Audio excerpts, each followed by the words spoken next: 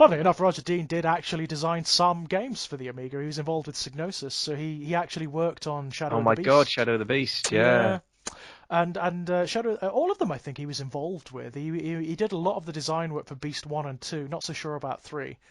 I remember just getting so stuck on Beast 2. I just couldn't play that damn game. Nobody could play that game. It No, it looked great, it technically did look great. really impressive. Atmosphere out just out your ears, just Yeah. wonderful atmosphere, but impossible. Yeah, it wasn't easy. I kept feeling like I was missing something, because I was quite No, good at some of the games from that era, the but that one. Shadow of the Beast 2 is just an evil game. Like Okay. it would punish you. Like if you hadn't picked up certain things, Oh, it was one of those. it would just let you go. It Yeah. didn't. It wouldn't stop and tell you, "Oh, you missed this, so you have to go back and pick it up." No, it would let you go on for Right. hours to the point whereby you'd be like scratching your head. "Oh, what do I do? How do I open this door? I need to open this door." And the game would just go on and on and on. It wouldn't tell you. You just hadn't picked up this vital item early on, and that was it. It was a vile game I in many remember that shit respects. happening to me all the time. Point and click games were the worst of that. I remember Yes. one game, I can't remember, it was one where you started off as a painter and then you climbed into the guy's office and then you found a teleporter and you ended up somewhere. Right, right. You ended up in the future, I think. Okay. Found a time machine. But the thing about that was literally in that office, there was a newspaper that you could pick up. And if you Uh, didn't pick it up, you'd play through, I'm not exaggerating, two-thirds of the game. yeah. And then you'd find yourself in a spaceship and you're Hmm. you're in the hold, you're in the engine room or wherever and you're hiding and there's a vent and it's letting in poison gas. And it would just let you die. And if you didn't have the newspaper from the very first bit of the game to put over the hole, you would just, that was it. Yeah, You were done. And I was like, that's fuck you, game. that's the Like, Amiga. That's the Amiga. That's what it was like. There was a horror game called Dark Seed, which was a point-and-click adventure, right. based around H.R. Giger's artwork, and Hmm. that did exactly the same thing. There were points where there was a time system, so the game kept actual time.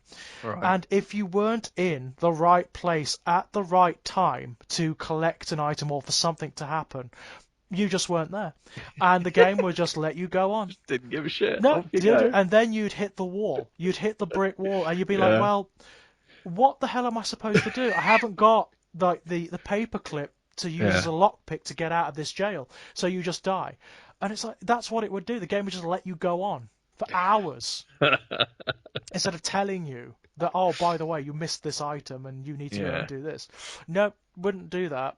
And also, the worst of it, there weren't any real clues to tell you that you had to be in this particular place at this particular time so this happened. You just had to do it by trial and error. Right. Evil. God almighty. I mean, games, I mean, there is a common cant that games have gotten easier over time. And yeah, that's true, but that's largely because games have gotten better designed over Yeah. time. I think a lot of that really is they've gotten fairer. Yeah, I mean, that's the way I look at it. yeah, Uh, totally. You don't die to bad programming as much as you used no, to. no, absolutely. Anywho, we did reference what we were going to talk about earlier. This is kind of one that you've picked. Really, it's this is fascinating. We're going off piste a little bit here, ladies and gents. We've done music before. We had a chat about Marilyn Manson at one Yeah. point, which in its own peculiar way actually relates directly to what we're talking about Oh, tonight. yeah, for sure. I mean, you can hear the influence and the legacy of what we're talking about tonight in Manson's work, definitely. Yeah, 100%. So what are we on, Kit? What are we going to discuss? So we're going to be talking about two albums tonight in Mm, particular by the same artist. So we'll be talking about Dark Side of the Moon and The yeah. Wall by Pink Wow. Floyd. And I guarantee you, there's a certain subset of the audience who have just gone nuts, who just have association with these albums and with just the music of Floyd in general, and have just gone mad. Well, that's why I wanted to talk about these two records in particular. I mean, I'm aware that Floyd have a large catalog of music, and Mm. and I know as well enough about the fandom to understand that I think every Floyd album will have its fans, its Oh, fanatics even, definitely. and then Yeah. its champions. And I know that the two that we've picked in some ways could be seen as fairly safe picks, especially Dark Oh, Side of the Moon, because I I think most can I can definitely understand that. I think even people who aren't Floyd fans know these albums. Yeah, and I think Dark Side is kind of an undisputed masterpiece really at Yeah. this point. I think it's kind of untouchable. The Wall maybe is slightly more controversial in some ways, but Yeah, it's I mean, I re-listened to them yeah, just this afternoon right. just to get ready for this. And what really Mm. struck me is like I know they almost directly follow on from one another, and there is a load of thematic overlap, but at the same time, they're really distinct. Yeah, that's a really interesting point. One of the things, because I didn't have time to listen to both today, but I've been listening to both those albums fairly continuously since I knew we were going to be talking about them, and Right, I'd right. actually done quite a lot of writing to those two albums recently as well, which Ah. has been fun. So I have them. I mean, I guess I should start with that. I've got them both on vinyl, Oh, brilliant. and Like the original concept albums. these Oh, releases brilliant. these are sort of, I don't know if they're first pressings, but they're certainly early pressings. Because I mean, the reason that I wanted to talk about these two albums in particular is because it's no exaggeration, it's how I grew up with them. Yeah. Dark Side came out the year before I was born. The Wall came out when I was, I Right. think, 18 months or 2 years old. So they would have been ambient. They would have been around. You would have just Absolutely. heard them as you were evolving. Yeah, and I mean, I've written about this for Ginger Nuts, but there was about the Wall that one of my very earliest memories, tactile memories, is Hmm. sitting in front of my mum's record player with the Mm, the gatefold of the Wall, the double gatefold right. open on the floor in front of me, studying these arcane, bizarre Yeah. artwork, that scan, hyper caricatured Uh-huh. artwork, and trying to make sense of it really, while whilst being, enveloped and Mm, surrounded by this incredible music. yeah. And it's a totally vivid memory. It's a funny thing. There's people talk about this often with movies, like a good jump scare will get you the 100th time as much as the first. The opening of the Wall makes me Yeah. jump every single time.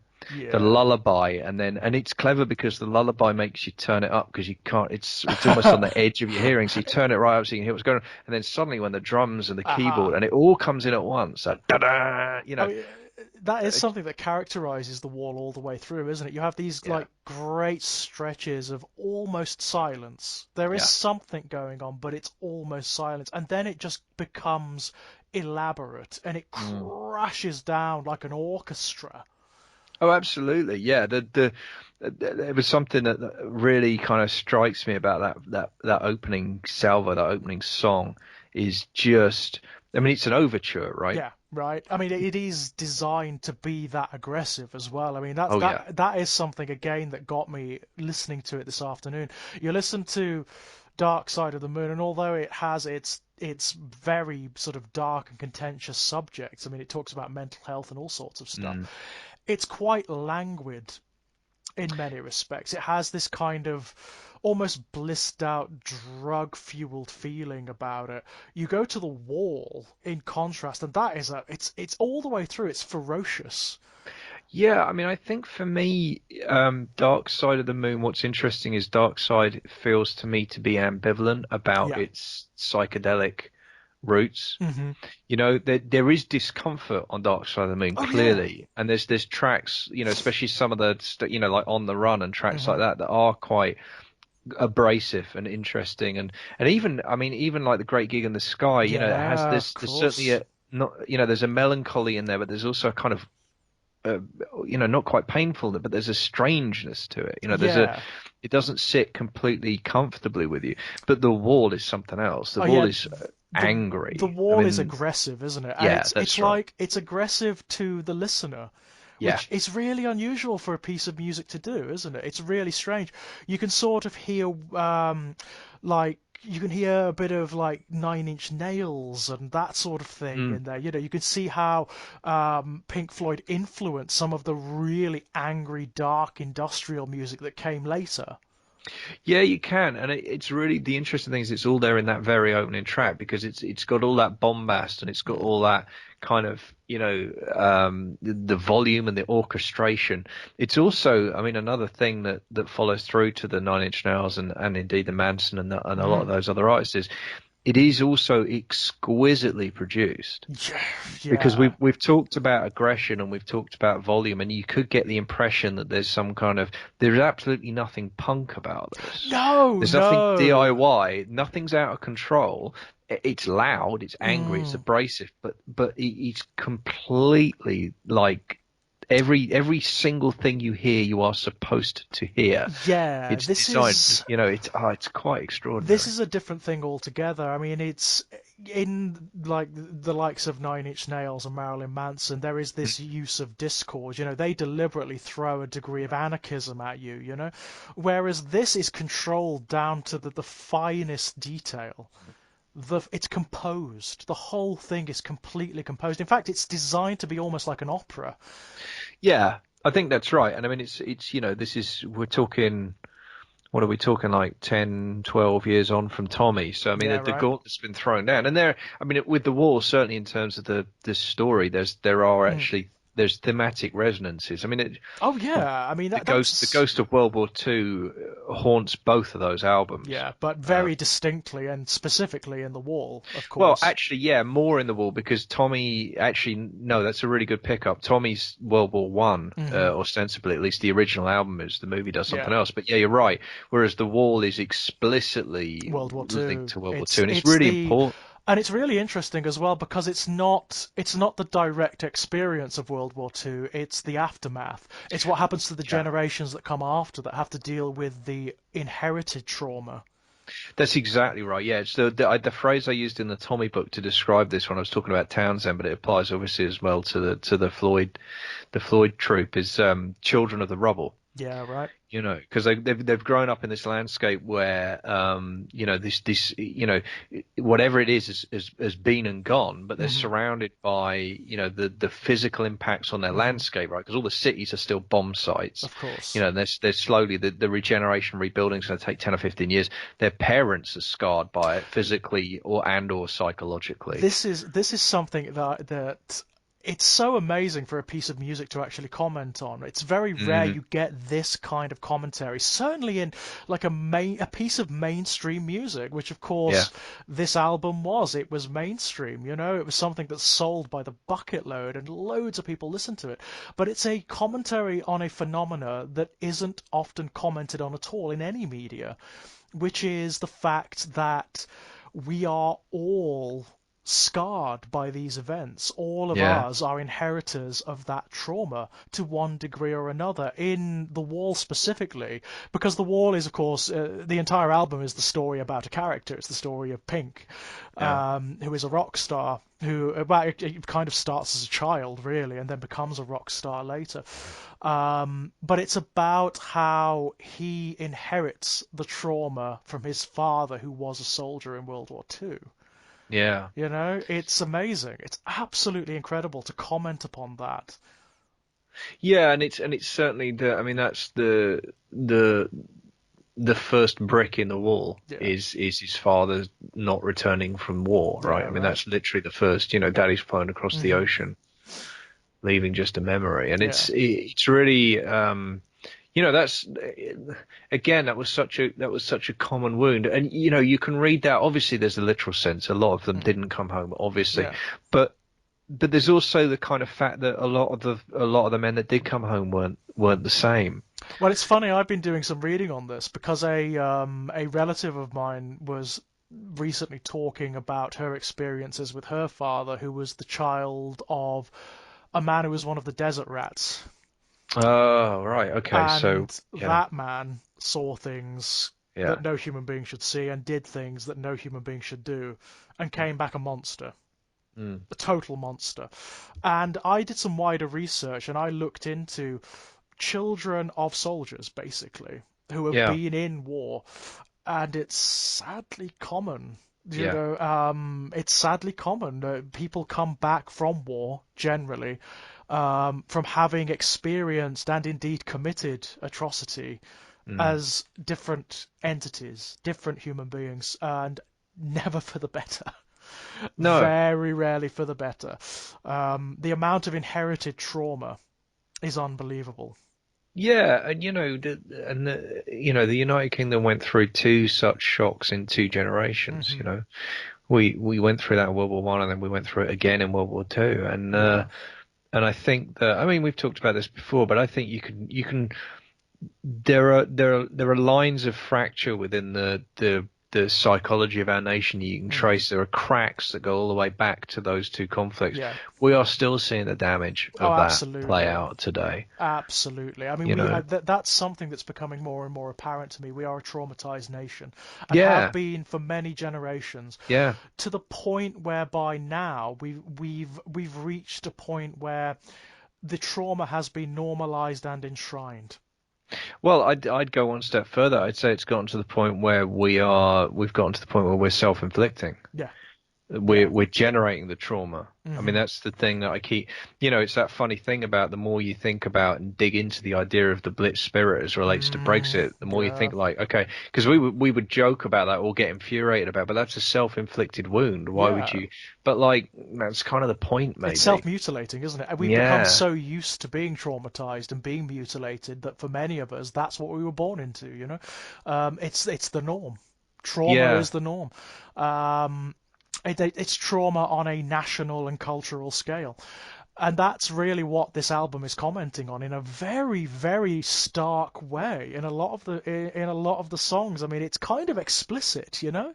I was going to say it's very direct. It does not pussyfoot around. I No, mean, it it's doesn't. interesting, isn't it? Dark Side of the Moon does find all kinds of ways to play with metaphor and does find Yeah, ways to and also just ways to deal with or think about things on quite a high concept level, even with the tracks like, money or time. that's it.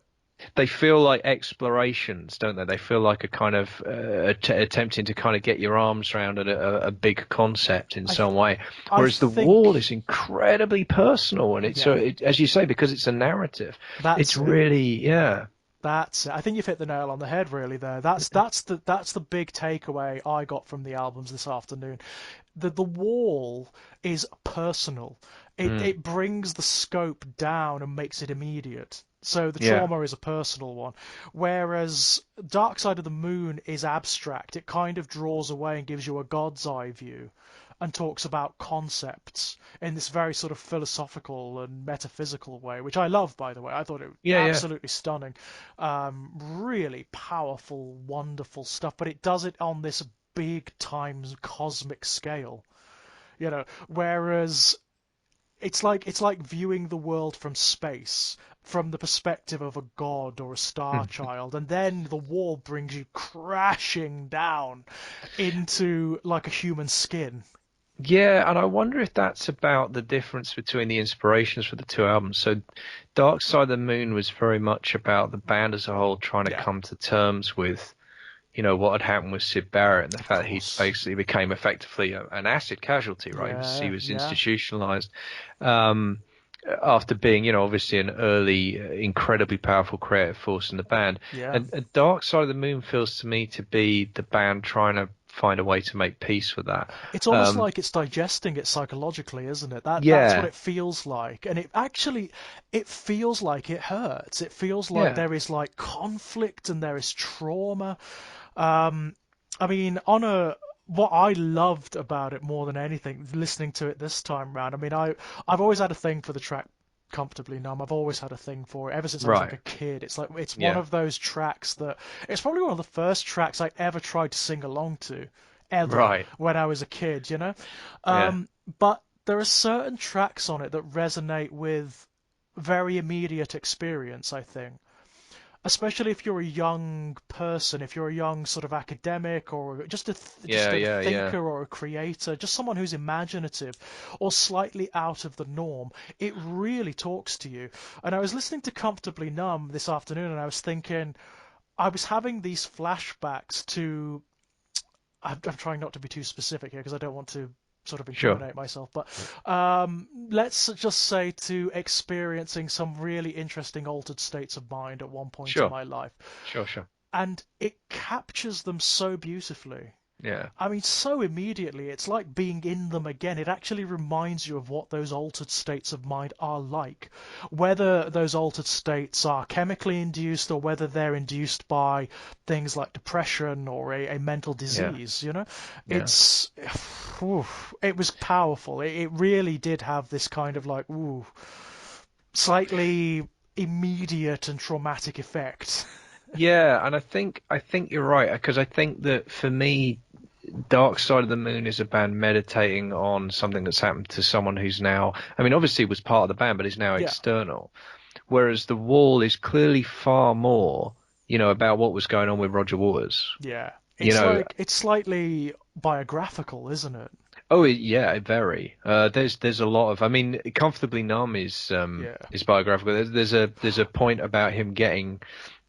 I'm gonna get some of the details wrong, but in the previous tour, which I think was in the He flesh, there was caught this. hepatitis, didn't That's he? right. And he Yeah. was trying to allay some of the effects with something. I can't quite remember what it was, but it was something that like it made his whole body like numb and weightless Yeah. and weird.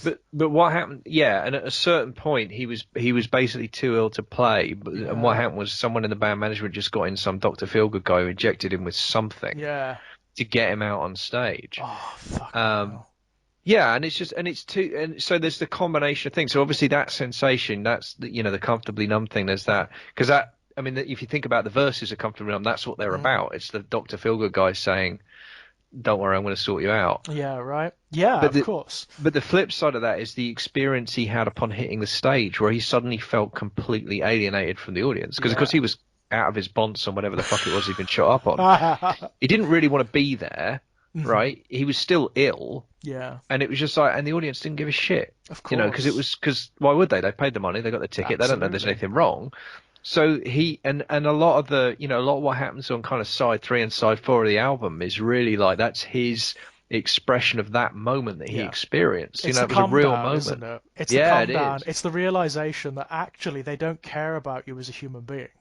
Yeah, and it's also, I mean, we talked earlier about the links to Marilyn Manson. I think the links through there to Antichrist Superstar are really Mm. stark. A lot of the stuff in that about, like tracks like the Reflecting God and things like that. Mm. There is that feeling of like there's an understanding about this weird feedback loop with the audience where it stops feeling Yeah. positive anymore. Yeah, and that is such an odd, that must be such a strange one to have. Because of Mm. course I imagine when you start getting success, certainly as like a band or as a rock star, the kind of success that Pink Floyd had where they conquered the world. Yeah, Basically, where it must have seemed like everyone adored them to bits, the way that for a brief time to yeah, have that revelation in the midst of like performing or yeah. touring. It must be.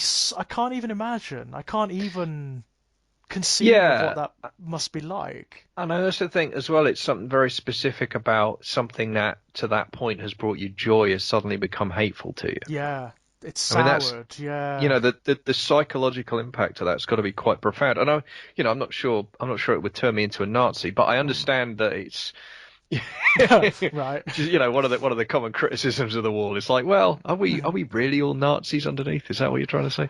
Mm.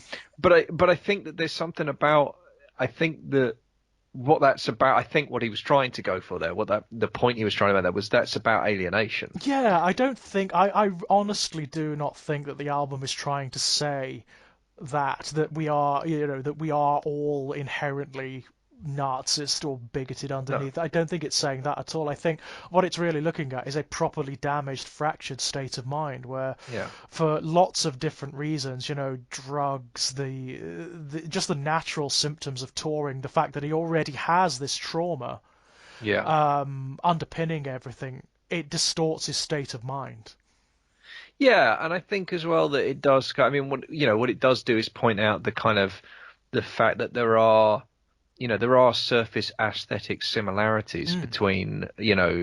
between a rock show and a Nazi rally. There are Totally, hands in yeah. the air, Yeah. chant, call and response, clapping. Dynamically, yeah, Like it's. just on a purely surface level. There's Hmm. all this kind of ritual But and I imagine on a deeper sentiment. level too. I Yeah, mean, it's maybe. it's tapping into the dynamics are very similar, if not the same, Yeah, aren't they?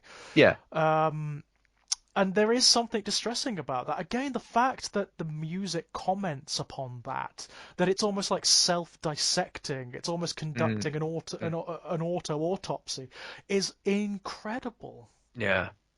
Well, and it's, I mean, the moment where he cracks psychologically on stage as Mm. Pink, and you'll return to the first spoke, the first Yeah, song with words on the album. So you have the yeah, overture, and then you'll return to that, but it's different. yeah. It's wrong, It's very and clever. he goes completely fucking off script and Yeah, starts right. haranguing the audience, and it's really really uncomfortable. Yeah, and I remember I was listening to it this afternoon. I pricked up at that point. Yeah, It was like ooh, because I was listening to it while I was doing other things, baking bread and writing and whatnot. And that moment when he gets angry, yeah, when he starts to actually harangue the audience, and it's in the song. yeah, It's like it suddenly becomes ugly. yeah, It's like ooh. Oh, okay. I feel like it's being aggressive to me. yeah, This is great. This is yeah, yeah. wonderful. This is something I want art to do. I also think, I mean, on a meta level, beyond what the album is trying to say immediately about its subject matter, there is also a go at certain kinds of music here. Mm, Definitely, there so is, because it's taking certain themes and certain concepts that recur and recur and recur throughout popular music, and it's distorting them. It's making them dark. It's making them unpleasant and ugly, rather than having them be doo-wah-wah and soft and about love lost and all that mm. nonsense. It's showing you that these emotions that these songs use to manipulate you are actually really ugly and dark. And no, they're not these big fulfilling things where, oh, I loved and lost and no, it's dark and unpleasant and traumatic. And this album, it goes for it. It goes for the trauma. Yeah, I mean, I think that it is it's a diary of a descent into depression and self-loathing. I mean, that's Hmm. clearly, I mean, again, I think that's not even subtext. By the time No, you get it's to the trial, overt. it's explicit. Yeah, it's totally Um, overt. but I think that one of the things that I find makes that really interesting is one of the ways that it captures depression incredibly well is that I was thinking about this, funnily enough, in relation to the Joker movie. Ah, One of the principal things, because I re-listened to our podcast on that uh, recently and reread my essay because it's doing the rounds again it's because of become the vogue Oscar again, has it not? nominations. Yeah, Yeah, yeah. it I was mean, dusting off their Joker take, so fuck it, I'm going to dust mine off as well. yes. There's a key line in that keeps coming back to me that really I think is very important. Where he's in, it's quite early on in the counselling, and he says, you asked me to use this journal to write down my negative thoughts. All I Mhm. have are Yeah, negative thoughts, and the movie goes on to show us that that's not true. yeah, He has plenty of other thoughts as well. yeah. Now most of them are fantasies and our imagination and our whatever, Hmm. but there is a lot of positivity as well as a lot of misery in his life. Absolutely, yeah. But I realized as I was thinking about it this time that the reason that's so key is because that is how depression works. Uh-huh. Because the truth is, I mean, I don't know, I would speak for myself. When I went through my period of depression, Mm. it's not that I didn't have any good times. No, It's not that I never had a good day or never had a good hour or never. no. What it was that as soon as I got back into feeling bad, it felt like I'd always felt bad. Yes, that is a key misunderstanding about depression, Yeah, isn't it? It distorts perception such that it feels absolute and it feels the worst of it. And again, something that this album speaks about quite a lot, it feels true. that's exactly what I was going to say. I was going to say it feels like the natural state. Yeah, Yeah, and it that's feels right. rational. That's Yeah. the other Oh that's God, yeah, what completely. that looking back now from an external perspective. I mean, I talked about this in a Strange Playgrounds recently. Mm. Um, Looking back at my own depressive period, which Yeah, was quite profound, I'll have to say it felt real. It didn't yeah, yeah, feel like a distortion because it's the disease talking to you. The disease becomes your state of mind and yeah. tries to justify itself. And And it does that's so beautifully. It does and so very well. and that's why the metaphor of the wall is so incredibly powerful because the refrain is, it was all just bricks in the wall. Yeah. Hmm. everything that's happened to me has just been another piece, Yeah. another piece of barrier, another Hmm. thing that helps me create a barrier between myself and every other human Yeah. being on the planet. And And another that, thing that is evident, it's a brick, it's something solid and yeah, real, you know? yeah, yeah, Which it yeah, is, and you you're know? building a structure with it. You're building something with it.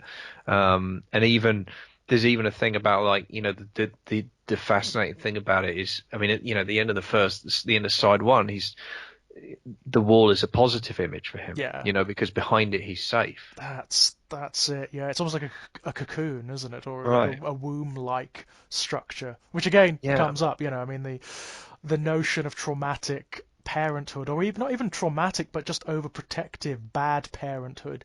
Um, Yeah, and again, because it's grounded in the loss of the father. It makes yeah, sense. You're in a situation with a single mum in the yeah, 30s trying to do what they can, or in the 40s trying to do what they can to protect their kid. I mean, they're going, bloody hell.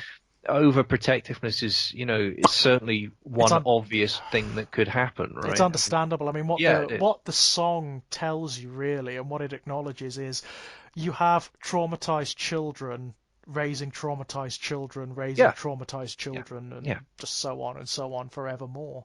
yeah. Yeah, and I mean, Until it's one of those things, isn't it? We've kind of laughed about this before, like, mothers get the blame for everything, right? And they do, and they it's do. not fair. Yeah. But it's also like, but I think that sometimes it's easy to just get stuck in that mode of criticism when you look at something like this and not Yeah. look beyond it to be like, I mean, yes, that it's a point worth making. It's a point worth reiterating always. It's like women can't win, No, of they course they just can't. can't. No. Whatever they do, that it'll be wrong, and that goes It will double be. for motherhood. Yeah. But at the same time, it's like, again, it's the context of the song that's really important to understand. It's like, yeah, but look at the material surrounding Yeah. for this woman. Like, she really didn't have a fucking chance. No, of course she didn't. And interestingly, I don't think really when I think about that song, although the singer has a kind of passive aggressive judgmental quality towards the mother, I don't think that the mother actually is judged. I think it reflects worse on the singer Yeah. than the mother actually, and that applies to a lot of the figures throughout the album. That as you become aware, because again, that's another symptom of the depressive mindset. Of course. Of You course. get to the point where you start to see the worst in everybody as well as the worst in yourself, and Well, yeah, those negative qualities come out. And you paranoia yeah, and absolutely. frayed nerves, which lead to conspiracy and suspicion, and it's all part and parcel of the state of mind, isn't it? Yeah, and I also think it's just about. I also think it's about. I mean, the reason that it feels logical is because it is logical often as far as it goes. Hmm. It's just that it kind of cuts out all of the light. It That's it. cuts out all of the flip side and all of the good stuff and all of and it renders that ephemeral and meaningless Hmm. and lightweight and flyaway and Yeah. transitory. Whereas what's real is the misery. That's it. What's That's the real is the reality. pain. It becomes the default state of mind, doesn't it? Yeah, That's what it does. It's kind of like flips your mind to the point where that's the default. That's how you wake up, basically. yeah. And you have to do things consciously to sort of drag yourself away from it. Um, and it's that normality that's the real disease in many Mm. respects. Is the fact that it becomes assumed, which of course this album again addresses quite beautifully. It becomes the measure of your day. It becomes the measure of your existence, Yeah. and it's very hard to escape. Yeah, and I think, and it's really impressive. So certainly the first side is childhood, Yeah. Oh yeah. uh, and it's I mean obviously I mean it's funny you were talking about like one of the first things you sang. I mean for me one of the first things I sang was Another Brick of the Wall Part Two with the Ah.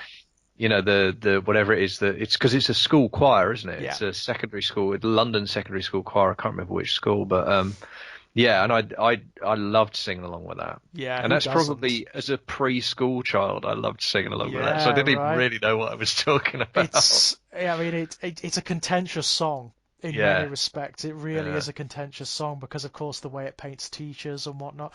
But I yeah, mean, again, you've got to look at it in context with the rest of the album. This is a traumatized child already before he even goes to school.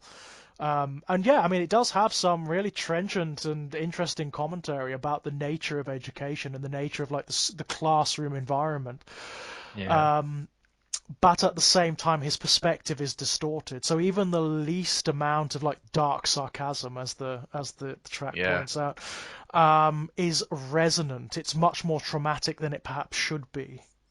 Well, and also it's just like, I mean, fundamentally, like hashtag not all teachers, right? I mean, Yeah, yeah, right. like again, it's that's the trap that the depression puts you into. You Yeah, just remember the bad stuff. You you remember just all of the yeah. bad stuff, and there's no, you don't allow, there's no chink of light allowed into your picture. Hmm. So yeah, all of the teachers are psychotic. And Um, monsters and part of the and system again. You know, yeah, that's what it paints them as, isn't it? Um, and again, my God, talking about that era, I mean, corporal punishment was the right. norm. Yeah.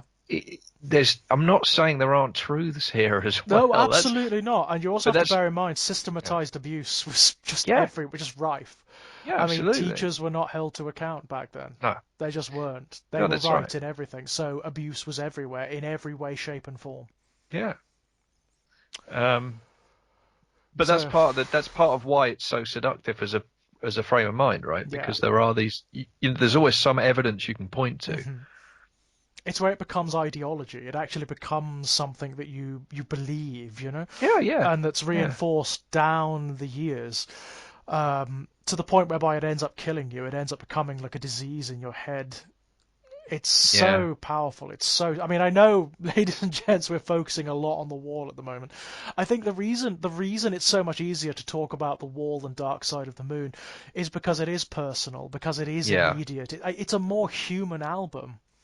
Well, look, and it's a narrative, right? Yeah, And you and I are both drawn to narrative, of so course, of course. I mean, Doug. Actually, I mean, I actually enjoy the experience of Dark Side of the Moon more yeah, yeah, me too. because it talks to me in a on a different level, I Yeah, suppose. absolutely. I can sit, and I have done many, many times, sit and listen to the entirety of the Dark Side of the Moon in a dark room, just with my eyes closed, and have the most amazing sensory experience. Yeah, I mean, I think that does bring me on to something I touched on before, but I really want to nail down. Both of these albums these are two of the most impressively produced albums of any decade that you'll Hmm. ever hear. Yeah, The production on both of these albums is exquisite. I think Dark Side of the Moon probably is, probably edges it. I yeah. think I cannot think of a better produced album than Dark Side of the Moon. I Hmm. just can't. Its use of stereo, its use of panning, its understanding of the spectrum of sound that it has Hmm. available to it. Especially, I have to say, I know it's making me sound like a tosspot, but Uh, on vinyl because it was mixed to yeah, be played on vinyl. yeah, I The know. sound has a warmth and a depth that Hmm. is quite extraordinary. And of course, as a child.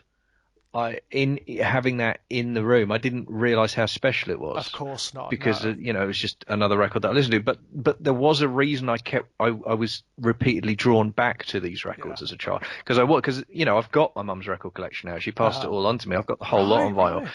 and these I can dig out the 4 or 5 records that I would revisit over and over and over again as a Hmm. kid, and these are 2 of those 5, and I think it's because I instinctively understood there was something going on with the production. I wouldn't have the language to Of describe it, course, but there yeah. was something about the sound of these Hmm. records that was incredibly special. I also think there's something about the notion of them being concept albums as well that's it's quite evocative to a developing imagination. These are albums that were produced in order to evoke particular states of mind and emotion, to actually make you feel and think things, and even to see things. I mean, there is a Mm. sort of hallucinatory quality to certainly Dark Side of the Moon.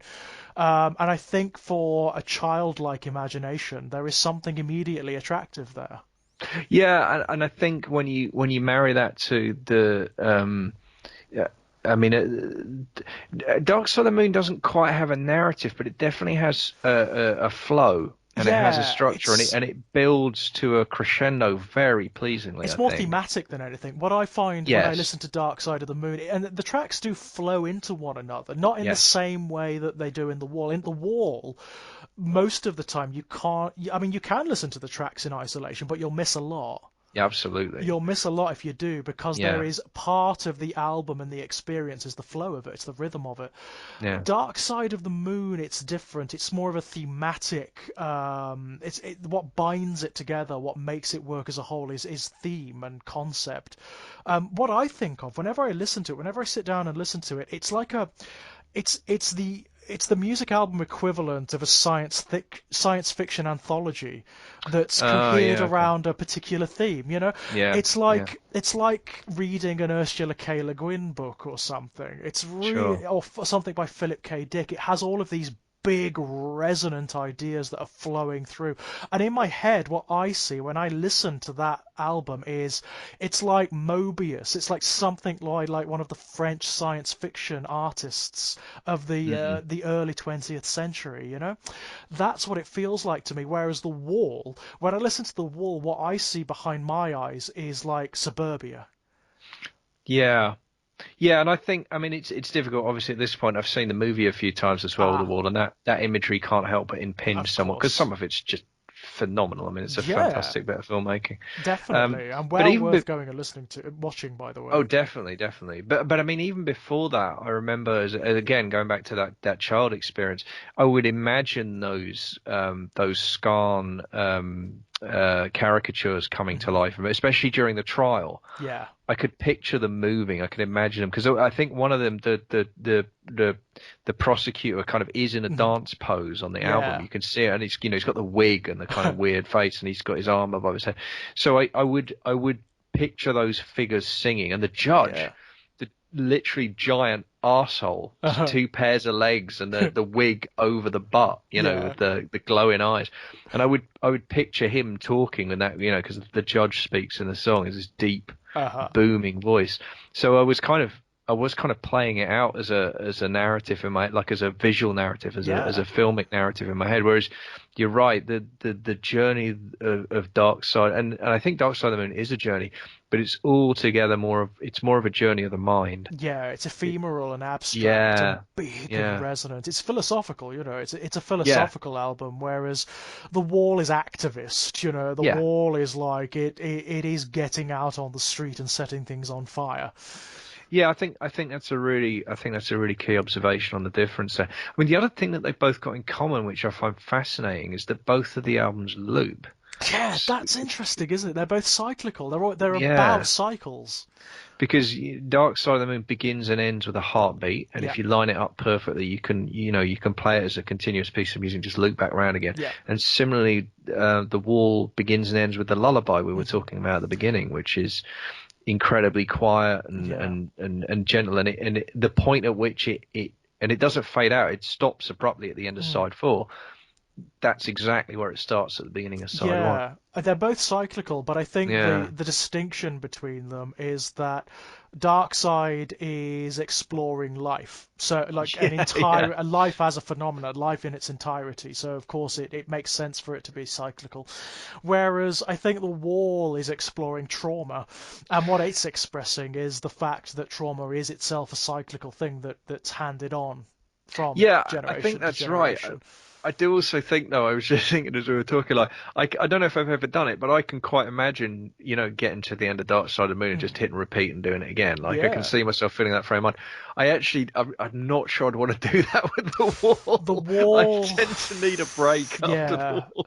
yeah, I can see that. I did You know what I mean? Like, yeah, definitely, because the but Wall that speaks to what you is just said, because it's trauma, right? it's It's a trauma, different yeah, thing. it's heavy, and it Yeah. really wants to impart that to its audience in a way that's not abstract. It wants you to Yeah. feel it. It actually wants you to experience it. So it's negative. I mean, there is something about the Wall that's really negative, and I would say if someone is in a dark frame of mind, not to listen to it. Yeah, it's not gonna improve your mood at all, I wouldn't have thought. And it's just Definitely some of not. it's really like, I mean, I think about the end of side two, Goodbye Cruel World. I mean, Mm. that is a suicide note. It Right? just Yeah, is. yeah. it deals with some really unpleasant stuff. It's not just generational trauma; it's immediate trauma. It's parenting that is harmful, if not directly abusive. It's the darkness of suburban comprehensive classrooms and the effects that it has on an imaginative and traumatized mind. It's lots Yeah. of hideous things, and it's all together. It's all in one looping work, and it hurts. It hurts to Yeah. experience. And there's at least, I mean, I think there's at least three tracks on the wall that are outright kind of like, suicide Mhm. tracks. You've got Goodbye Cruel World, which Yeah. which reads like a suicide note. I mean, it really Mhm. does, and it And sounds ends. like one as well. Yeah, and it ends abruptly. And again, that's the end side too. Like if you didn't know there were two discs, you might just be like, "Oh, Yeah. okay, Okay. guess Yeah. guess that was it then." That's a good point to end it on. Yeah, yeah, okay. So see you later. And then there's like one of my turns, which is, I mean that turns into an expression of, external violence rather than Mhm. self-harm, but it's certainly got that the initial opening of one of my turns, you're really like, what the fuck is going on Yeah. here? Right. And then Nobody Home, which is one of my Mm, I just love that song. It's yeah. perfect in its expression of total desolation, Yeah. Just total like internal landscape, just yeah. just dust. That Yeah, sense of being cut off from everything, yeah, completely isolated, which again escalates throughout the yeah. album. Towards the end, the sense of isolation is actually really quite unpleasant. Well, and that's where it turns, because that's the point at which it turns again from. So you have this relationship in the wall between the internal trauma and then the external violence, right? Yeah, And in one of my turns, it's an explosive, destructive rage, right? It's just yeah, smashing up the hotel room. It's the TV through the window and yeah, that kind yeah. of thing. But then with Nobody Home, you kind of go out through Comfortably Numb into that Hmm. experience of the show must go on, Yeah. which is very much the kind of that, as I said, that's the kind of the biographical thing Hmm. about Roger Waters finding himself on stage, pumped full of horse tranquilizers, Right. feeling like shit with these people and just hating everyone. Yeah, and of course, I mean, just looking at it from the perspective of the drug experience, one thing that does happen when you're on particular kinds of drugs is you have the come down. Yeah, And the yeah, come yeah. That's a down good is point. dirty. The come down is horrific often. I mean, I really do think that one of the ways in which I was profoundly fortunate as a human being, it's a pure accident of body Hmm. chemistry, Yeah, is that I basically any drug at all, alcohol yeah, on down, whatever substance, but let's pick alcohol because it's legal right now. yeah, right. But like, I, I know that I am not like alcohol never makes me feel better Hmm. if I'm down. If I'm Yeah, down, it makes me feel worse. yeah, And my experience has been with any other substance that alters your mood. That's always been the way it is for yeah. me. So the real advantage of that is that there's never been a chemical solution for my misery Hmm. because it's all down. Yeah, If I'm miserable when I drink, I get more miserable. It doesn't yeah. help, It just exaggerates what's already Exactly. there. Yeah. And I've always felt that way. So lucky, and it is lucky. It's pure fluke. Hmm. Because if you're one of those people, unfortunately, for whom a chemical solution does offer a temporary reprise from Hmm. feelings of depression, of course you're going to take it, whatever it Yeah, is. Of course you are. absolutely. And but then, as you say, the problem with that is.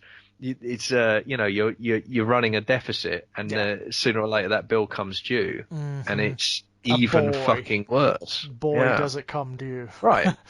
You know, um, there are certain substances and they are substances that are very common amongst rock bands Right, right. because they give you the high, they give you the Yeah. energy and the Yeah. the passion that you probably need to function, after touring around and whatnot. But the come down from them, the chemical come down Yeah. is just foul. Well, I mean, look, again, it depends to a degree on your constitution, but I mean, there's Hmm. certainly the rock scene of the '70s. Well, you can go back earlier than that, right? I mean, there was a point at which amphetamines were legal in the US. You could buy Hmm. them over the counter, and basically that entire Sun Records tour. Yeah. You're talking Johnny Cash, the Carter Family, Jerry Lee Lewis, Carl Perkins, and Elvis for some of it. Hmm. Like, and they were doing like they were driving cross country after the show every night to the next hotel, staying there, driving cross country, Yeah. doing 2 shows a night, 8 shows a week. Uh-huh. Like they were all on speed Of course they all were. the time, because Yeah. otherwise you crash the fucking Yeah. car. Never mind not Right. be able to play the show. And of course they were, because you could buy it over the counter. It wasn't you know Mhm. what I mean? And Yeah. like that habit perpetuated through rock and roll in particular, right Hmm. through the. And of course, cocaine comes in and out of fashion, but it's always sort of kicking around as well. And that's Yeah. another drug with similar. And as you say, I mean, certainly with speed, the calm down is ugly, man. Ugly It's stuff. Yeah. nasty. Yeah. Hmm. And I'm and the afraid. longer and the longer you've been sustaining the high, the worse the crash Yeah, is. and also briefer the high. The more you Right. take it, obviously it's the same with any drug. The more you take it, the more your body becomes dependent on it. It becomes immunized to it, and you need it to Yeah. bring you up to an operational level. Um, it's problematic. It's massively Yeah. problematic, and that even appreciating the fact that the come down is chemical, if you're already depressed, if you're Yeah. already feeling a natural depression, it just feeds that just Yeah. enormously. And everything bad in your life will just become there will come a point in the come down where it will just crash down on you Yeah. all at once. And that's what happens towards the end of the wall. Yeah, I mean, what you said there is, I think, does illuminate something that's very interesting that I want to get into as well, which is that the fact that with Floyd, I mean, Floyd are kind of almost synonymous with psychedelia, Yeah, right? of course they are. Yeah. And yet, actually, there's no like direct references to drug use in either of these albums, Nope, and I not think that's really. really interesting. Isn't it? Isn't it just? I mean, Yeah, I mean, I would argue that Dark Side of the Moon is an entirely psychedelic album. yeah, To the point whereby the act of listening to it is enough. You can sit in a darkened room, close your eyes, and listen to it, and you will get images. You will get stuff occurring behind your eyes that's actually quite wild. It's quite interesting, yeah, and in fact echoes the kinds of experiences you might have on an hallucinogen. yeah.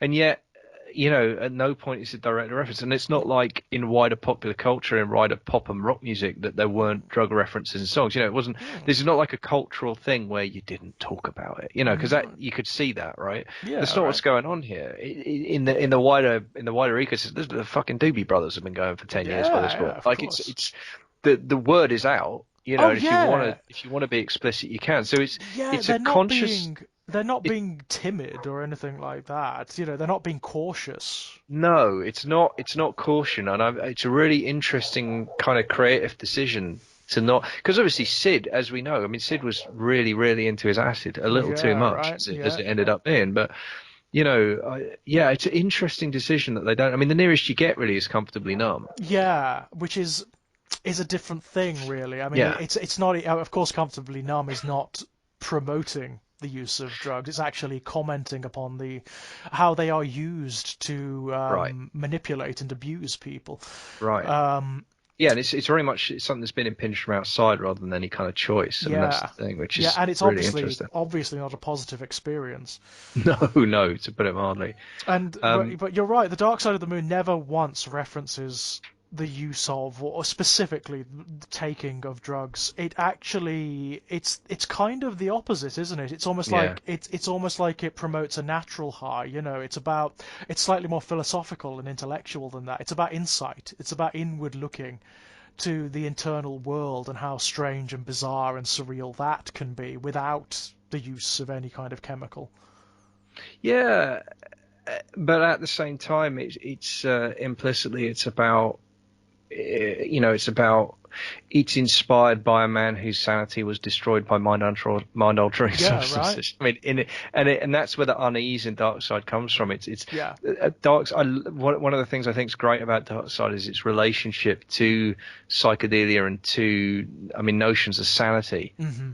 and what that means, what it means to be sane, what it means to be sober, what it means to Yeah. be, and I mean, in a wider sense, I guess it's consciousness as well, right? It's an existential exercise, Yeah, isn't it? absolutely. It addresses not just the cycles of life and whatnot, but what identity means, what it Yeah. means to be a conscious entity. That's what it's exploring, and it does so in very big, very philosophical strokes. You know, these are big ideas it's playing with, and sometimes they're quite difficult to grasp.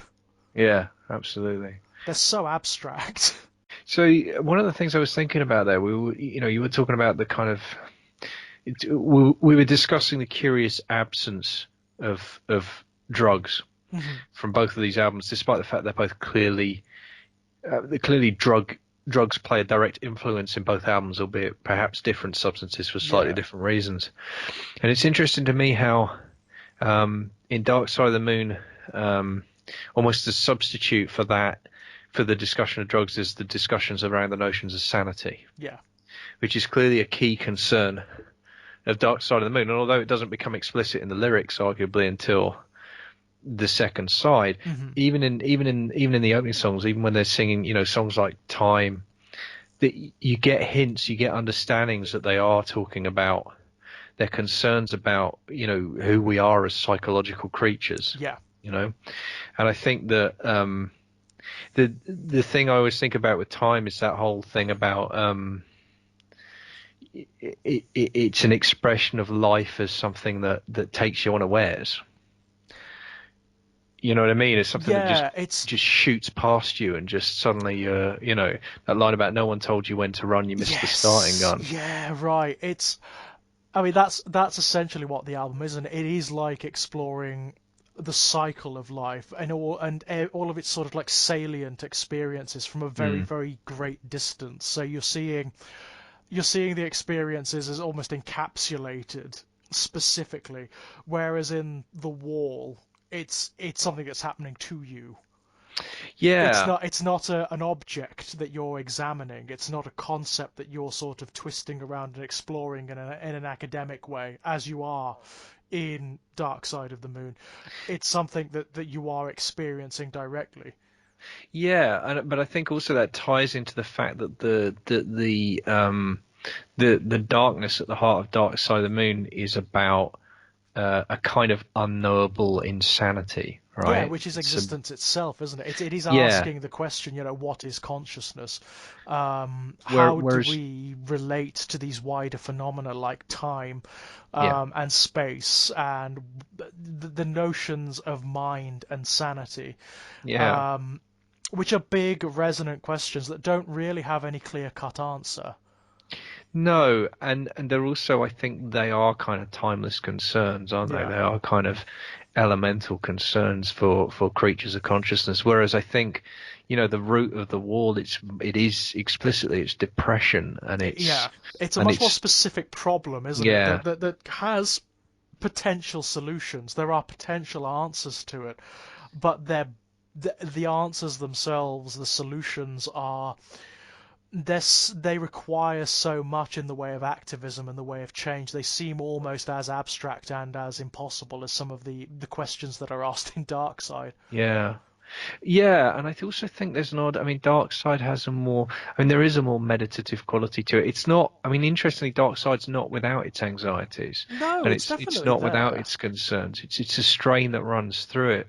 But there's also, I think, what's interesting to me in Dark Side is there is also an uneasy sense of wonder at the same Yeah, time, definitely. and that tension's never resolved.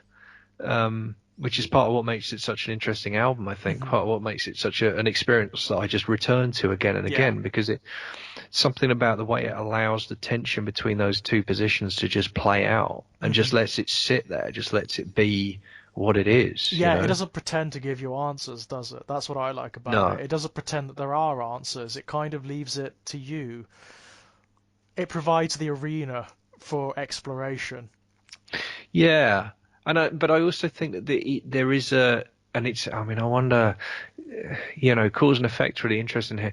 But I know that one of the things that I'm constantly interested in with my writing, and Hmm. it's something I keep worrying and coming back to is that I mean, I know we've talked about this before. The notion of the unreliable narrator and the notion Yes. that actually there's no such thing Uh-huh. as a reliable narrator. We're Yeah, all unreliable narrators because that's right. we're constantly self-mythologizing and Uh-huh. recreating, and the farce that is Hmm. memory. Right? Yeah, We've we're talked about operating that. from distorted perspectives Yeah, always, always, yeah, always. Even in the act of recording and communicating, we are unconsciously betraying biases and distortions and Yeah. whatnot. So these kind of explorations actually become kind of impossible in a way. Well, and there's an argument to be made that narrativization is the biggest lie of all, right? Yeah, I mean, and yeah, we of do that all course. the time. We're storytellers, so Yeah, yeah, like, absolutely. And interestingly, that relates to concepts of sanity and consciousness as well. yeah, I mean, absolutely. um, it really does demonstrate that the world, any consensus of a world that we think we operate in, is ultimately a kind of delusion based Mm. on our sensory limitations, our perceptions, and indeed the biases that inform our perceptions and the way we process information and determine significance. It's something that is interwoven throughout Dark Side. And there's a real fear, and it comes out for me as the album closes out. The last couple of tracks, it comes Hmm. out in Brain Damage, and then Yeah. Eclipse, Eclipse is a wonderful piece of music. Yeah, I It's love one of my Eclipse. I think it's one all-time of my faves. favorites on the track on the album. It's one of my favorite pieces of music. I mean, Yeah. it's on my that's on my short list of like funeral music. Yeah, It's right. Eclipse. It's one of those tracks you think there's worse ways to go out than going out to Definitely. Eclipse. Definitely.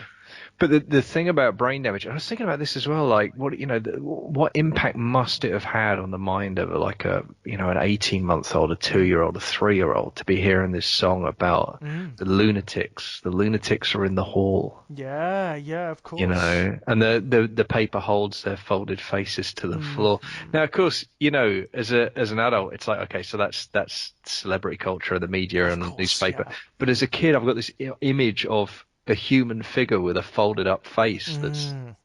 you know So you were it's taking the metaphor literally, lacking the yeah, context to interpret it. You took it yeah, literally and it became something else, yeah? this incredibly striking image. But there's also the line in there which I think is probably one of the most disturbing single lines in any medium that I've yet come across, and all the more disturbing for the almost it's the almost nursery rhyme delivery Mm. is you rearrange me till I'm sane. Yeah. It's just that just Yeah. gives me the absolute fucking willies every time I The hear that. I mean that has implications. It's almost a political statement, isn't it? It's Yeah, almost talking about how notions of sanity corral and almost mutilate us. yeah, The freedom of the mind and of imagination is stunted and um, traumatized by notions of sanity into yeah. particular shapes, prescribed shapes.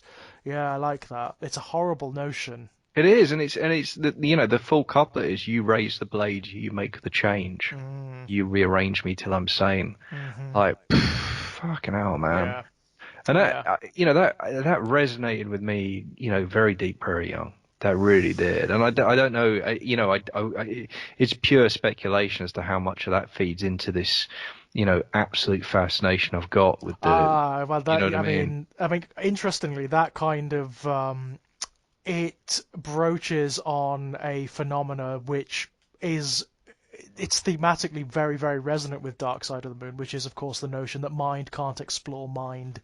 Your Mm. own consciousness can't legitimately explore the notion of its own consciousness because it's Right. it's impossible. It's impossible. It becomes a kind of tautology in a way.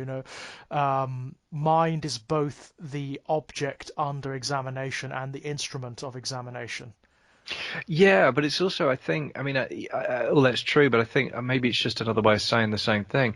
But I think certainly for me, I realize that I have this constant tension in my own mind where it's like I hold both these things to be self-evidently true, Hmm. which are one of them is that, you know, narrative and stories and the way stories are told is something that's incredibly important to me and a core Hmm. part of my identity, both as something that I do Yep. externally, but also internally. I'm very well Yeah. aware that, I mean, this is my life in horror is getting on for 6 years now, Yeah. Right. and that's what one of the things I'm doing there is narrativizing my own life, right? One of the Hmm. things I'm doing there is revisiting key experiences of my own life and turning them into stories, making Yeah. sense of them.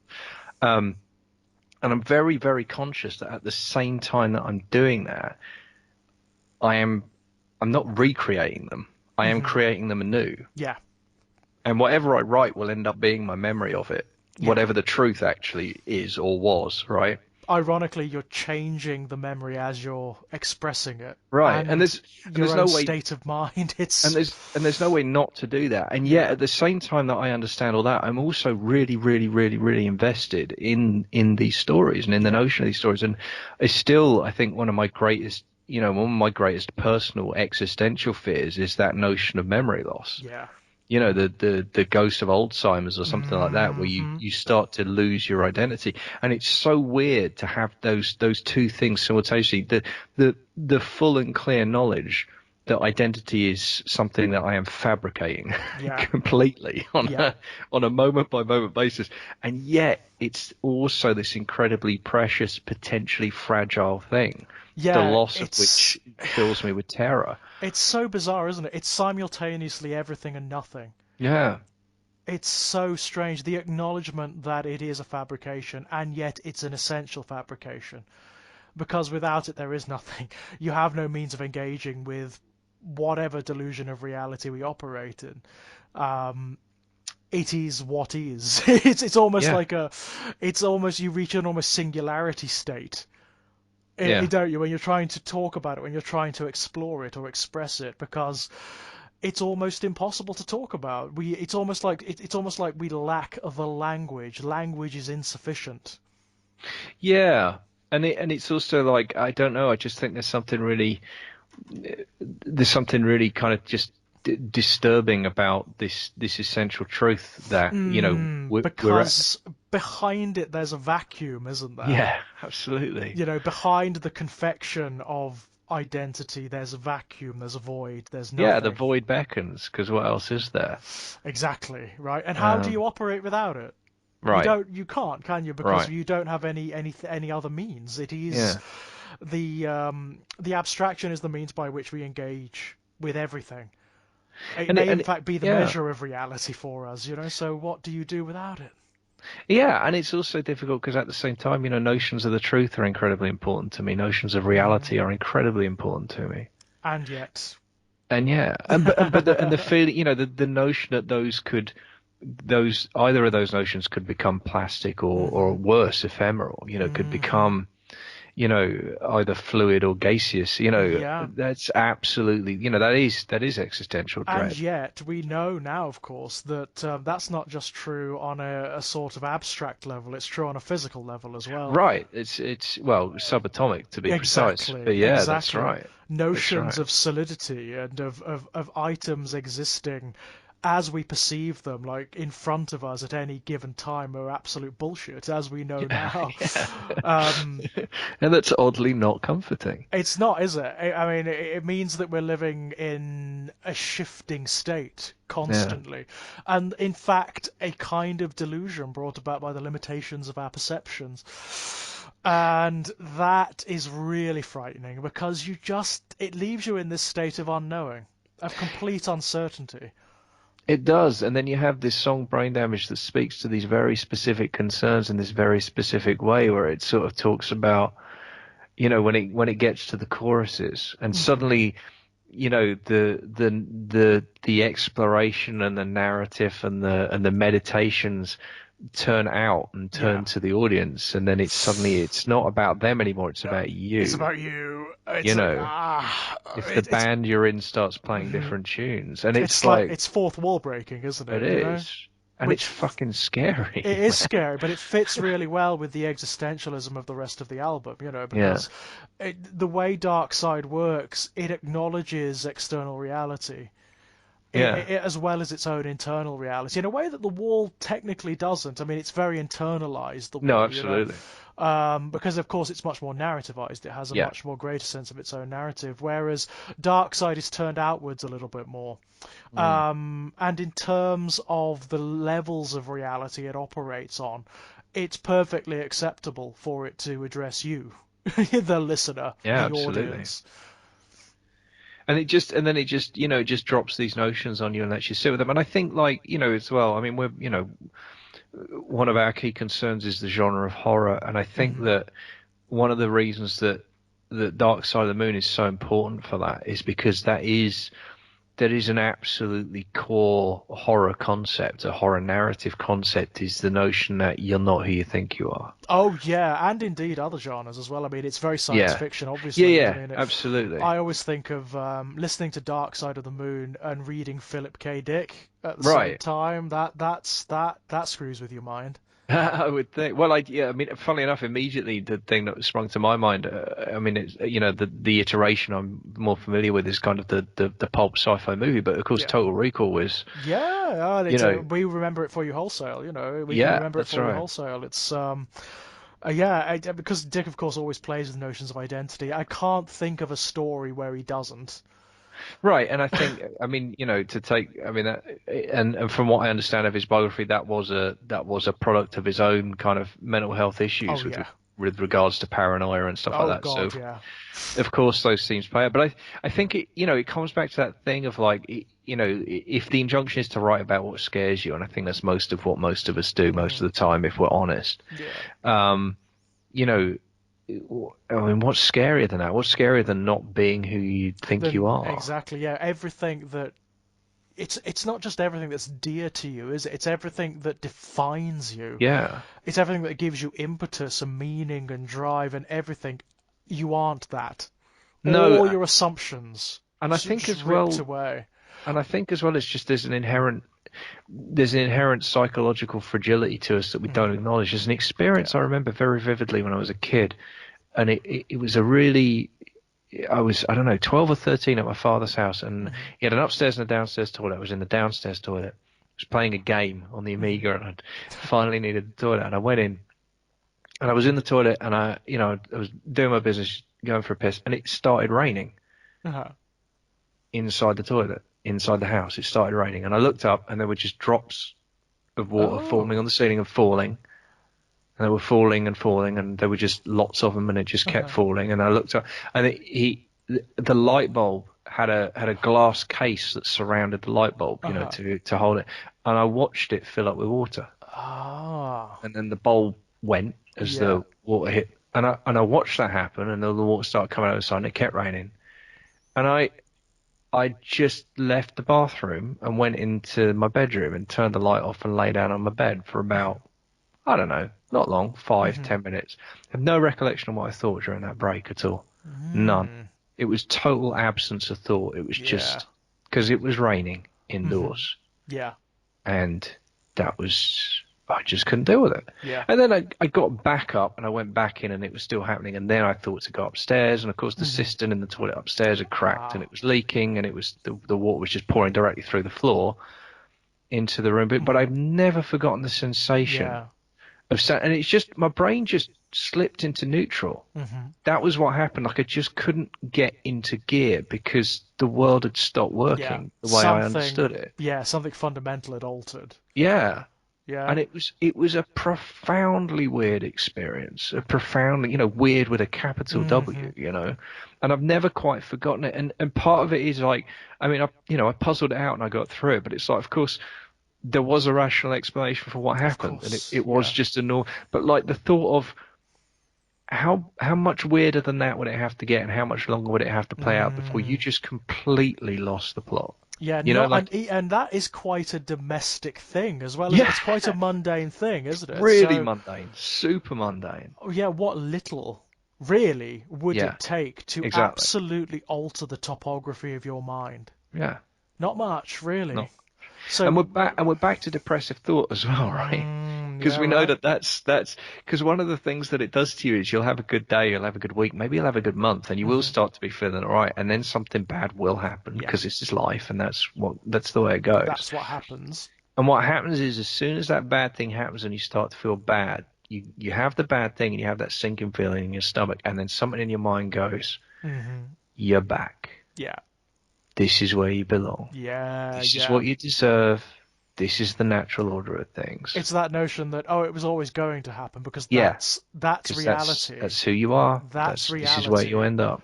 Yeah, And all you've been doing is actually treading water yeah, yeah, yeah. all It's like this you time.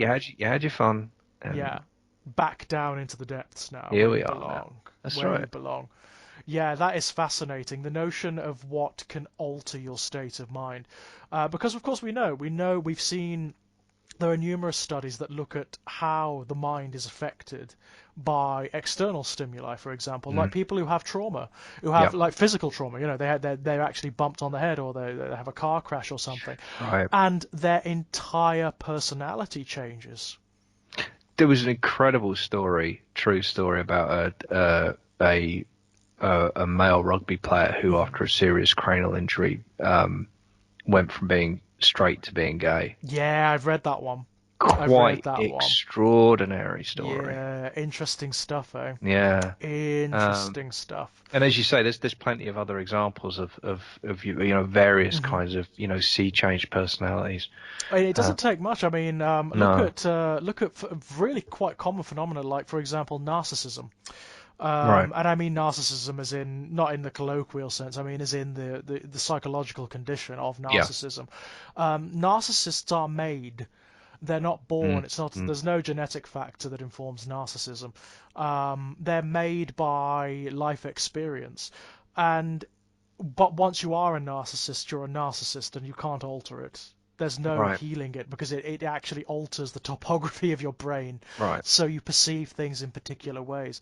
Um, but the fact that can happen, Yeah. frightening, yeah. And as we talk about this, I do wonder. I mean, and again, this is speculation. I mean, I wonder if the reason the band aren't talking about drugs is because it's just that is actually too raw for them at this point. Mm, Because if you think about it, there's no way that Sid was the only one in the band who was experimenting with of psychedelics, course right? not. There's no way. Not a chance. So Not a so chance. so a lot of what's going on with Dark Side is, and even more so maybe with the Wall, but certainly with Hmm. Dark Side, there's got to be a bit of survivor guilt, right? Oh yeah, and maybe also it's just the fact that they're too close to the subject, so they can't really see it in that objective way.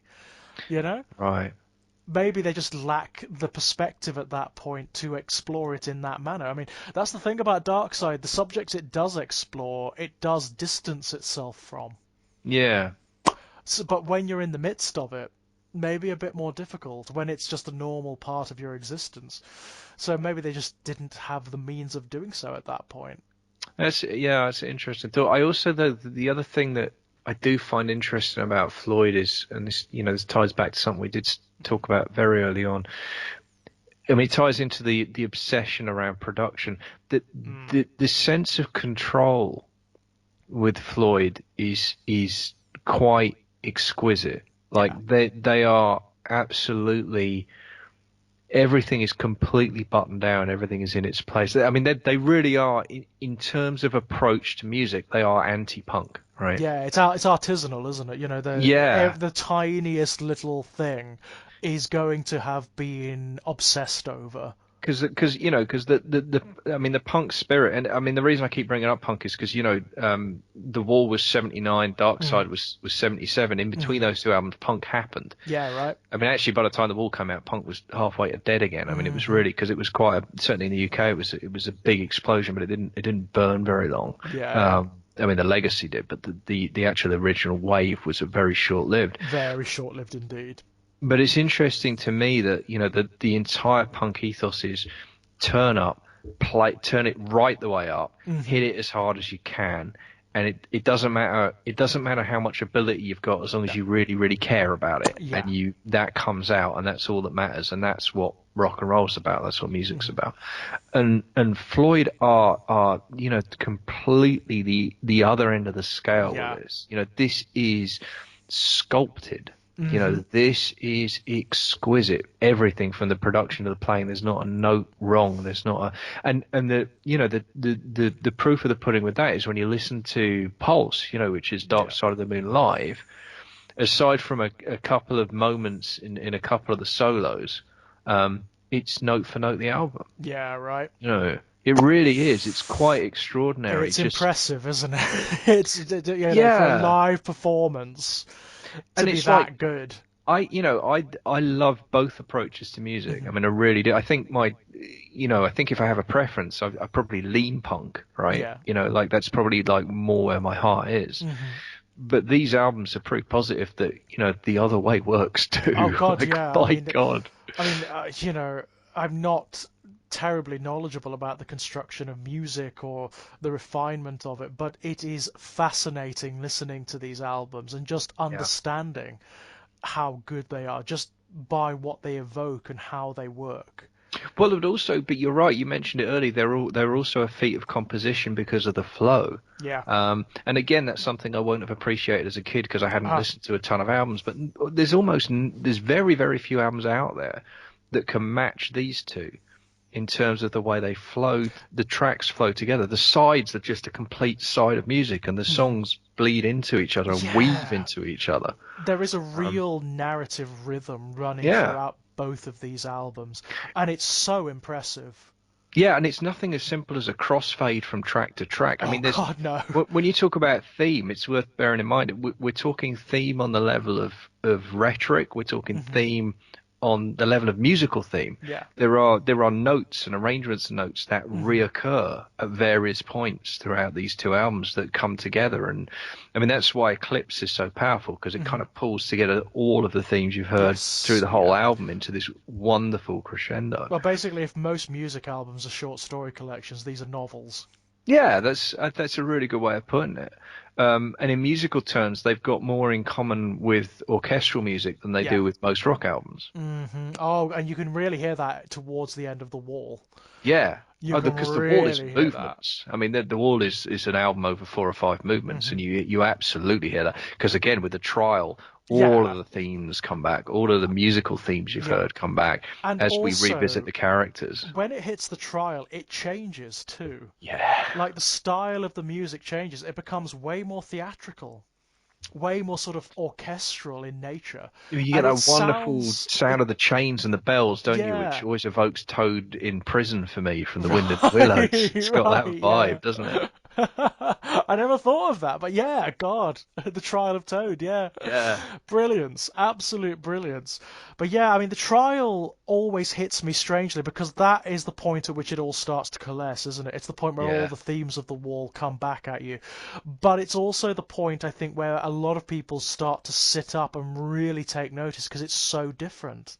yeah. But it's also, I mean, the trial that's so conceptually fascinating to me and so interesting is that it's about like it's almost like um So, so the normal way this story ends is that the person builds the wall and then he's consumed by his own Hmm. demons because that's all he's got left. Yeah. But the fascinating thing about the wall is the end of the trial. The punishment is tear down the wall. Yeah, The right. punishment is remove your isolation. Mm. That's so fucking interesting. Yeah, right.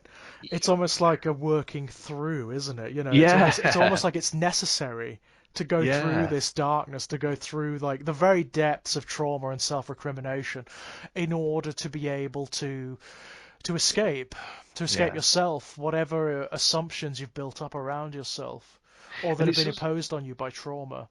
yeah, and I mean, it's interesting because there's the track immediately preceding the trial, Stop, which is a short track, and it's just Mm, the vocal and the piano, and it's very much an introduction to the trial, yeah, really, of in course. terms of musical, and story. But that it's so wonderful because it's almost that child voice that you hear a few Hmm. times on the album, very high.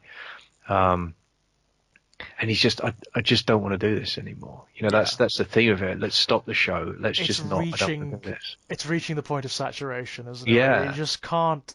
It's gonna go one way or the other, but it's got to stop. but it's interesting how like the only way out is through. Yeah. So like he has that moment where he's just like I just want to stop, but he can't stop. Mm, He has to go through the trial. He has to yeah. go. He has to revisit all of them. All of the demons have Hmm. to come out. They all have to condemn him. He has to experience all of the pain and misery Yeah. that he's built up. The And guilt, the shame, yeah, everything. and the interesting thing is that these are all the people the people and situations he's described as bricks in the wall, Yeah. and they're all turning around and pointing the finger right back at him, just saying, Hmm. "No, this is you. You did Yeah. this." And that's that. You're back then to the correlation between, I think unsolvable equation that we all have to spend our lives wrestling with, which is the degree to which we are the product of our environment and the degree to which we will ourselves into existence and we will Hmm. ourselves into life, right? And Yeah. we act as a society. our default assumption is that we're functioning on perfect or near perfect free will, and that's, Mm, even the most basic student of psychology will laugh you out the of room, right? course, I or mean, we all, philosophy for that or matter. philosophy for that matter, and anyone who's sat down and thought about it for 5 minutes, Yeah, frankly. exactly. Yeah. Um, but the truth is clearly more complicated. Yeah. I choose not to believe in a universe that's purely cause and effect and Hmm. mechanical and has no free will. I don't think that's right either. But I mean, that's as much, a hope and Yeah. magical thinking Yeah. as it is evidence As it based, is right? evident, of course, because it's impossible to determine, isn't it, at present? Yeah, it is impossible to determine, and I think, really, and again, is this the depressive voice rearing its head Mm. again? I think cause and effect is quite easy to prove as a Mm. concept. There is such a thing as cause and Yeah. effect, right? So that's quite an easy one to lean on. But When you start, when you're applying that to the phenomena of mind, yeah, that's when it falls apart. You yeah, can't actually sort of take whatever phenomena that is, your mind, set it aside, and then look at it and say, ah, well, there's that thread of influence from here that is acting upon the formulation of this thought and this perspective and this decision, and this is why yeah, it takes that shape. It's impossible to do. yeah. But it's interesting, isn't it? Because I think that the smart way through is to kind of, there's a thing about acknowledging when you fuck up, as everyone does, just to, Hmm. to try and look at it, just try and look at it as kindly as you can in terms of Yeah. like, well, you know what? There's things that led you to make that bad decision, and not all of them Yes, were conscious, and not all of them were, you absolutely. know, and then Absolutely. resolve to do better, right? Hmm. And that's really important. And then resolve to say, okay, Yeah, so yeah. how do I A, make amends, and Hmm. B, maybe not do that But again, there is there is a sort of an almost nihilistic significance that can be derived from that argument or from that notion, in the sense that if you look at it too closely and you start to appreciate that actually there are influences acting upon every element of who you are and how you think and how you feel and how you Mhm. ultimately act that you could never control, that you have no responsibility for whatsoever before you're even born. So Yeah, genetic factors, geographical factors, historical factors, cultural factors that are way too complicated to untangle. That leaves you sort of awash in a sea of uncertainty where you realize that maybe you don't have any control, or maybe right. the notion of conscious control is actually an illusion. Yeah, absolutely. And I mean, that's a thought that it's an argument I cannot find it in myself to entirely dismiss Yeah, well, it's at all. impossible to. It's what Yeah. again, it's impossible to untangle, isn't it? Yeah. Especially when you're looking at your own mind, because of course you don't have any perspective from which to assess it. No, and there's another thing too, which is when it comes to a life lived, every single one of us is working off a sample size of one. Yeah, exactly We're right. making, and all of our decision making process is based on a sample size of one. Exactly. That's And gonna it's lead to some deeply idiosyncratic understandings about the world. right. I mean, and it becomes even more problematic if you take the assumption, which is something I would generally say I believe, which is that every human mind is a phenomenon in and of itself, Hmm. a unique thing that's shaped by its own unique set of circumstances and influences. Then you can't create a working model.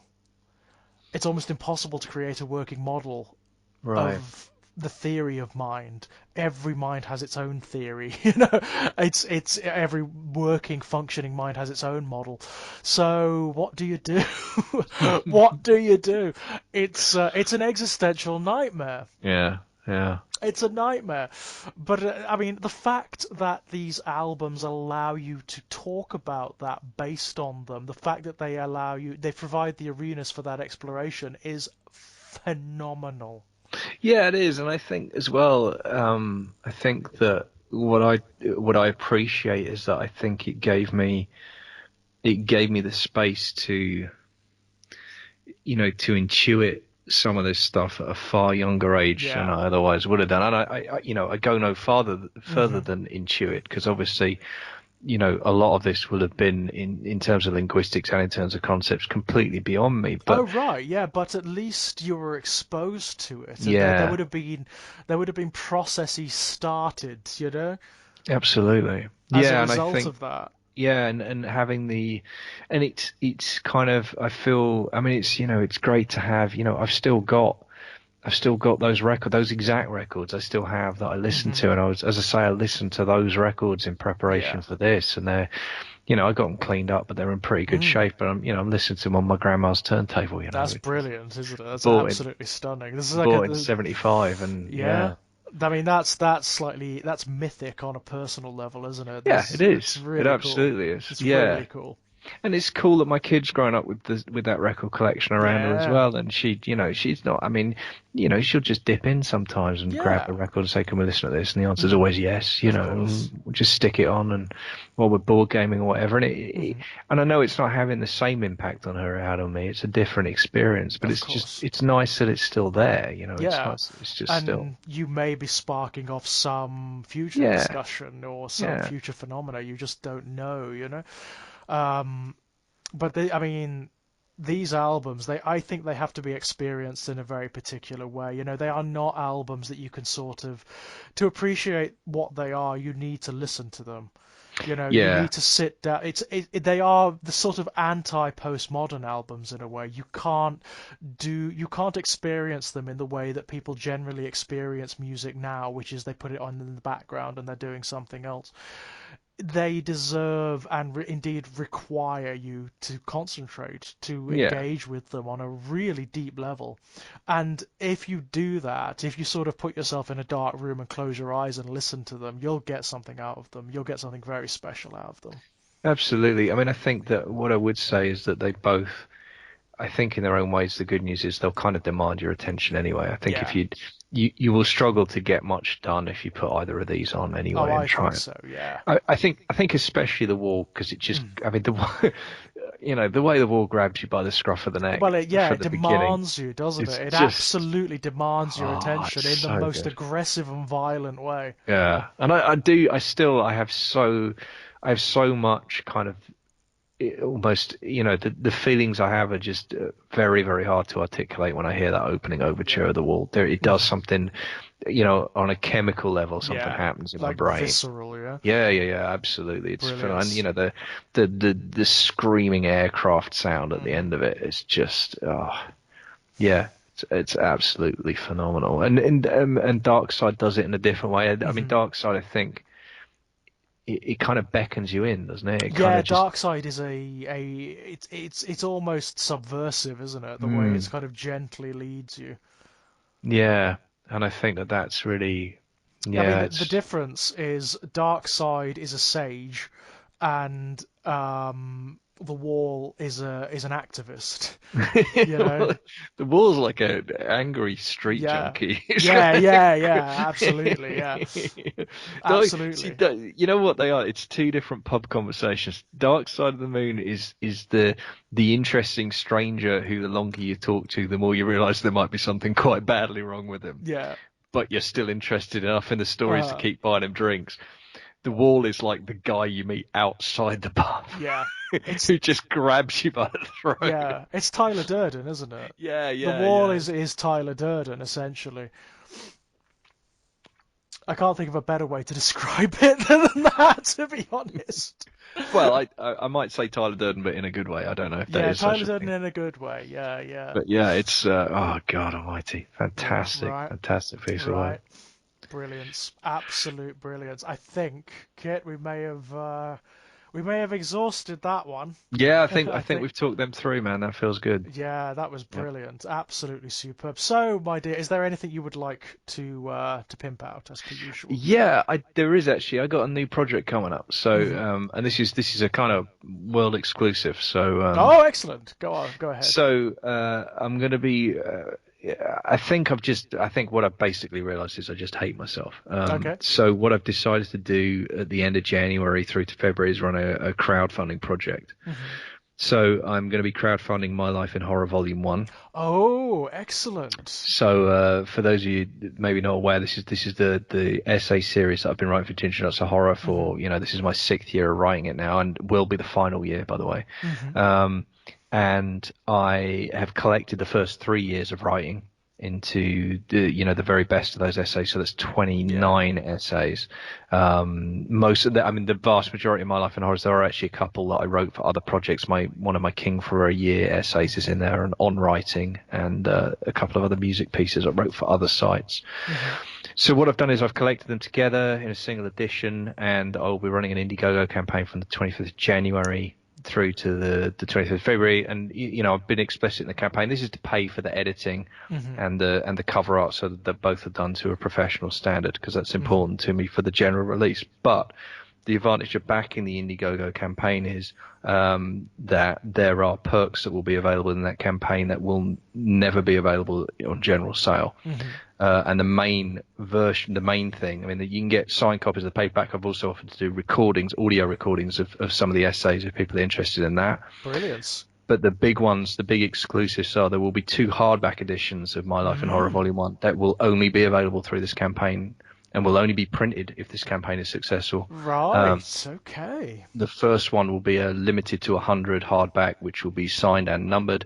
And there's also going to be a limited to 26 lettered version of My Life in Mm. Horror, which will have variant cover artwork and also contain an essay that will never be printed anywhere else, ever. Brilliant stuff. Whoa. Um, so that's it's a specific project, as I say. I mean, the reason I've done that is because I want to produce a paperback, mass market paperback, and possibly a mass market hardback for My Life in Horror as well. I Hmm. really want to get ready for StokerCon. That's the thing, which is Yeah. April. And I realised I just basically run out of time. So this is what I'm doing. So this is either going to work or it isn't. I have no Yeah. idea, but it'll be launching 25th of Jan, and Excellent. yeah, it's I'm excited about the project. I mean, I know the essay I'm going to write for the 26, for the limited hardback, and Hmm. it's a very, very personal piece. Right. So I'm actually quite pleased, because it gives me a chance to write it knowing that it's only ever going to get a very limited audience, Yeah. which is actually quite freeing. It's Hmm. interesting as a writer. Yeah. Yeah. It means you Um, can kind of, yeah, you've got a bit of free reign now, haven't you? Yeah, I can really let go a little bit, because Interesting. it's never going out Interesting. there. So anyway, that's my big news for. So Brilliant. I'm going to be spending the entirety of February talking about it, but this is the first time I've talked about it. So. Ah, brilliant. Absolutely. You heard it here first, ladies and Yeah, there gents. you go. I'll also put links, by the way, to Kit's Talking with Robocop podcast, and also to the Finite, where you can buy that, which we still need to talk about, by the way, Kit. I'd love to. Yeah, that'd be Yeah, great. still haven't done that. I don't know why. It's Christmas and all that kind of thing. It just gets in the way, doesn't it? Doesn't feel like a very Christmassy book, I gotta be honest. No, really Probably. doesn't. Really doesn't. Um, As for myself, ladies and gents, you can find me knocking about here on the Exaggerated Elegy channel. Lots going on here. You can find my work over at strangeplaygrounds.com. You can find my written fiction on Amazon and at various other locales. Born in Blood Volume 1 is out. Born in Blood Volume 2 will be out sometime this year. We're also doing a sort of special season over at the gingernutsofhorror.com, which explores the link between horror fiction and mental health. Please go and Mm. take a look at that. That's really good fun, very interesting at the moment. It's getting a lot of attention, that is. Lots of Yeah, attention. it's really good, and there's been a couple of amazing guest posts already on that, which have been Yeah, fascinating, and some of I the mean, stuff has been great. It's very been very pertinent to the discussion you've just heard as well. So Yeah, yeah. absolutely. Yeah, I may include this in under that banner actually. Mm. But apart from that, oh, you can also find me over at Enigmatic Elegy on Twitter if you fancy a chat about stuff. Apart from that, I think that's it. So thanks so much, Kurt, as per usual. Yeah, thank you. It's Thanks for been a having me. Always a blast. pleasure. Yeah, All right. been a blast. Until next time, ladies and gents. Bye bye. Bye.